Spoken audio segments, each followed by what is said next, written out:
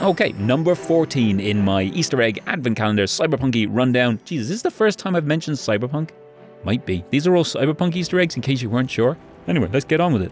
The Man Who Killed Jason Foreman gig is actually interesting and in-depth enough as it is. You have different choices, things to discover. At the end, you can get Leon Rinder's stash if you want, things like that. So it's kind of cool. It's got some layers to it. But there's even more lore around the place.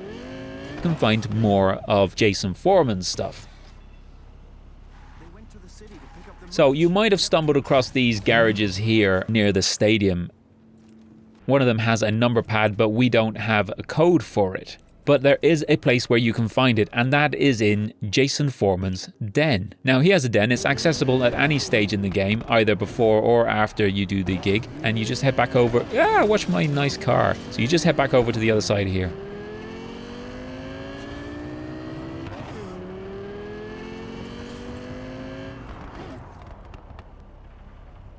Just in around the back here, we're back where the Akabono is. We're back where we actually get the Jason Foreman gig. If you go over here and you just drop down this section behind here, you'll find his secret den, his fixer den, being that he, felt himself the next big fixer. And there's a few bits of loot here, but again, this is more about the story that you get here, not the actual goodies. So let's fire up the laptop and see what's on here. Okay, so he's got a message here to Maya Allison, where he's really trying to set himself up as the real primo fixer in Dogtown. And Maya Allison isn't having anything of it. She's like, yes, Jason, you're a real big boy now. Congratulations. Who are you sending? Remember, we mostly need meds. Out of his depths. But anyway, if you have a look here, he's talking about who he's sending, but he also talks about the code. He actually says, leave whatever you can haul in my garage. The code's 3709. So there we go. We have the code. You can also see where he's talking about Barghest here, getting information from Dorothy Allred.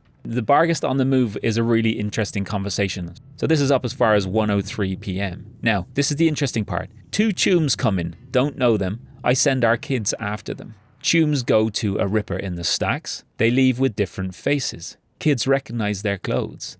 Could they be talking about us when we went to the ripper and got our faces done, or are they just, other people who have gone and gotten their faces changed? Right? So now when we walk into the ripper, there's only one of us getting a face swap done, and when we come out, we're still wearing our face, so they might not be talking about us. But face swap Chooms, they got to be talking about NUSA agents. So that's kind of interesting. Are there other people out there with swapped faces? Then there's a message from Jack Mauser, and you can have a read of that in your own time if you want. So there you go. So we head back over to the other side. God, it's so gorgeous, isn't it?